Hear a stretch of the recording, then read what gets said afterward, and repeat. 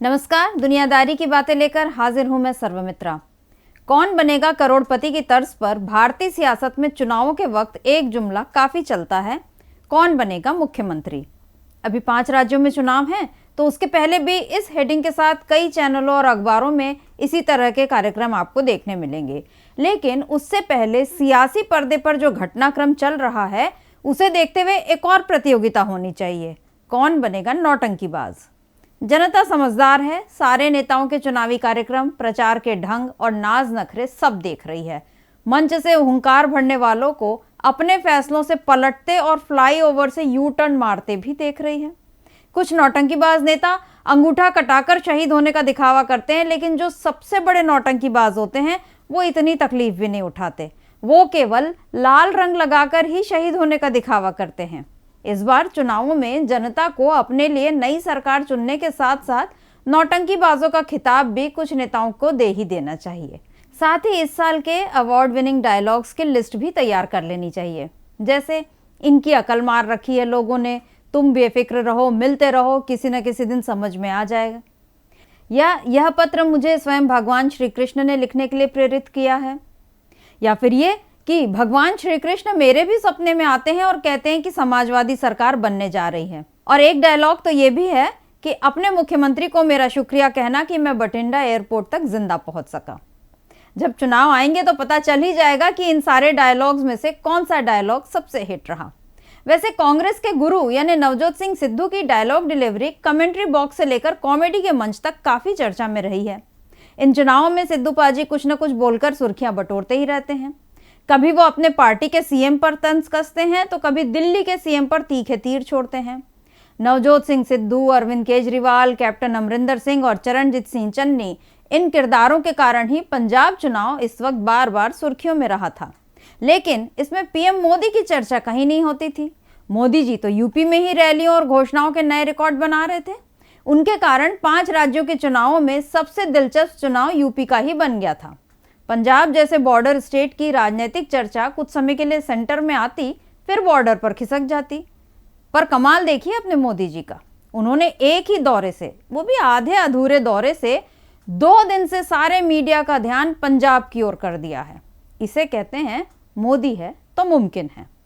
आप जानते ही हैं, कल यानी बुधवार 5 जनवरी को प्रधानमंत्री पंजाब के दौरे पर थे। यहाँ उन्हें फिरोजपुर में एक रैली को संबोधित करना था और इसी दौरान कई विकास परियोजनाओं की नींव भी मोदी जी रखने वाले थे। इसके साथ ही हुसैनीवाला में राष्ट्रीय शहीद स्मारक भी जाने वाले थे। लेकिन मौसम खराब होने की वजह से प्रधानमंत्री को हेलीकॉप्टर की जगह सड़क मार्ग से ले जाने का कार्यक्रम बना और उसके बाद जो कुछ हुआ उसने तो फिर सारी राजनीति, सारी चर्चा का रुख ही मोड़ दिया। दरअसल मोदी सरकार से नाराज 9 किसान संगठनों ने पहले ही ऐलान कर दिया था कि वो प्रधानमंत्री के दौरे और रैली का विरोध करेंगे। अब जनतंत्र है और इसमें विरोध का अधिकार संविधान ने दिया है। नरेंद्र मोदी से पहले भी कई प्रधानमंत्रियों को किसी न किसी बात पर जनता की नाराजगी या उनका विरोध झेलना ही पड़ा है। लेकिन वे सब लोकतांत्रिक मिजाज के नेता थे, यानी लोगों का विरोध बर्दाश्त करना, उनकी नाराजगी के बावजूद उनके बीच जाने का जोखिम उठाना उन नेताओं को आता था। मगर मोदी जी को ये बात शायद पसंद नहीं कि कोई उनका विरोध करे, उनके खिलाफ बातें करे या उनसे सवाल करे। आप देख लीजिए, 7 सालों में एक भी प्रेस कॉन्फ्रेंस मोदी जी ने नहीं की, क्योंकि वहां उन्हें सवाल सुनने पड़ते। मोदी जी रेडियो पर आकर ही मन की बात भी करते हैं, क्योंकि वहां भी उन्हें रोकने टोकने वाला कोई नहीं होता। और जहां तक विरोध की बात है तो उसमें भी देख लीजिए, साल भर तक किसान सरकार के फैसले का विरोध करते रहे, मगर एक बार भी मोदी जी किसानों से बात करने नहीं गए।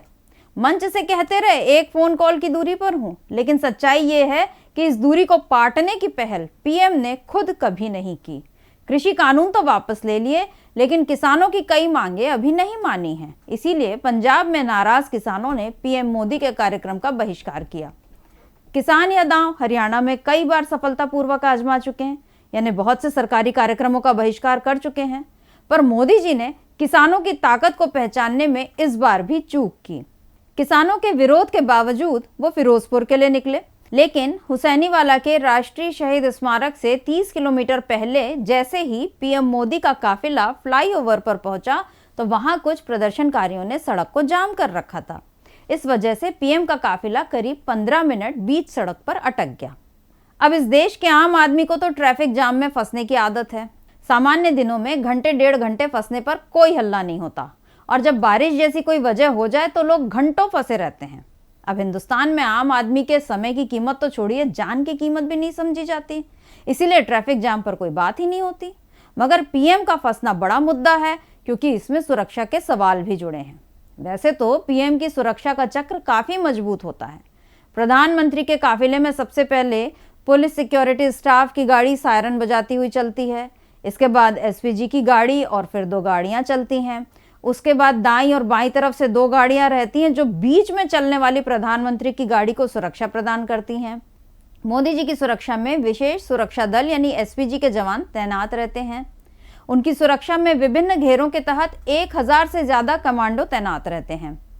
सार्वजनिक कार्यक्रम में एसपीजी कमांडो पीएम के चारों तरफ रहते हैं और उनके साथ चलते हैं, जबकि पीएम के निजी सुरक्षा गार्ड सुरक्षा घेरे की दूसरी पंक्ति में तैनात रहते हैं। फिर तीसरे सुरक्षा चक्र में नेशनल सुरक्षा गार्ड यानी एनएसजी लगे होते हैं, और फिर चौथे चक्र में अर्ध सुरक्षा बल के जवान और विभिन्न राज्यों के पुलिस अधिकारी होते हैं, और सुरक्षा के 5वें चक्र में कमांडो और पुलिस कवर के साथ कुछ अत्याधुनिक यानी एडवांस तकनीकी सुविधाओं से लैस वाहन और एयरक्राफ्ट रहते हैं। पीएम मोदी अति सुरक्षा वाली बुलेट प्रूफ BMW 7 कार से सफर करते हैं। उनके काफिले में 2 डमी कार के अलावा एक जैमर से लैस गाड़ी भी तैनात रहती है। तो इतनी सारी सुरक्षा सिर्फ इसलिए है ताकि मोदी जी को खरोच भी ना आए। अब पंजाब में जो कुछ हुआ उसके लिए जांच भी शुरू हो चुकी है, ताकि अगर किसी किस्म की चूक का पता चले तो उसके दोषी को पकड़ा जा सके। मगर बीजेपी को तो पहले ही सिंपैथी वोट लेने की इतनी हड़बड़ी दिख रही है कि इस पूरे मामले का दोष सीधे कांग्रेस पर मढ़ दिया। कायदे से तो इस मामले में कुछ भी कहने का हक अमित शाह को पहले है, क्योंकि वो गृह मंत्री हैं, मगर उनके बयानों से उतना नाटकीय माहौल नहीं बन पाता। इसीलिए पहले एक्टिंग के कारण चर्चा में आ चुकी स्मृति ईरानी को बीजेपी ने आगे किया है। स्मृति ईरानी ने कहा, कांग्रेस के खूनी इरादे नाकाम रहे। हमने कई बार कहा है कि कांग्रेस को नफरत मोदी से है, लेकिन हिसाब हिंदुस्तान के प्रधानमंत्री से न कीजिए। कांग्रेस को आज जवाब देना होगा। अब बताइए कैसे कांग्रेस पर उस साजिश का आरोप बीजेपी ने लगा दिया जो शायद रची ही नहीं गई है। पीएम ने भी कल तुरंत कहा, मैं एयरपोर्ट तक जिंदा पहुंच सका।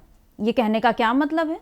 सवाल यह भी उठता है कि क्या 56 इंच के सीने में जोश की जगह केवल हवा भरी हुई है जो विरोध की सुई लगते ही पिचक गया?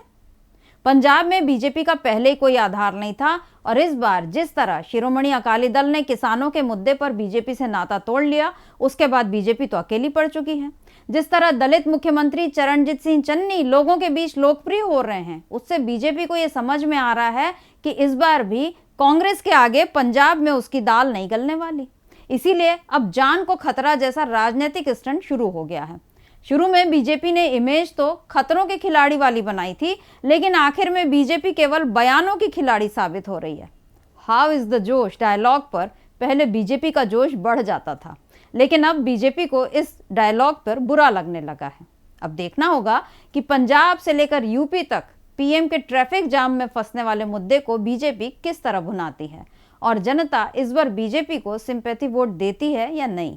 देखना यह भी होगा कि जो मोदी जी खुद को फकीर कहकर झोला उठाकर चल देने की बात कहते थे, इस बार जनता कहां से उन्हें झोला थमाकर वापस भेजेगी। तो आज के लिए बस इतना ही। देखते रहिए डीबी लाइव। नमस्कार।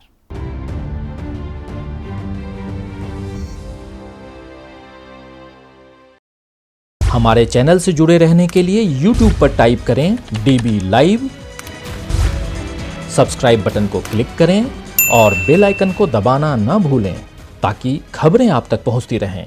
देखते रहिए DB लाइव, क्योंकि यहाँ हैं खबरें लगातार।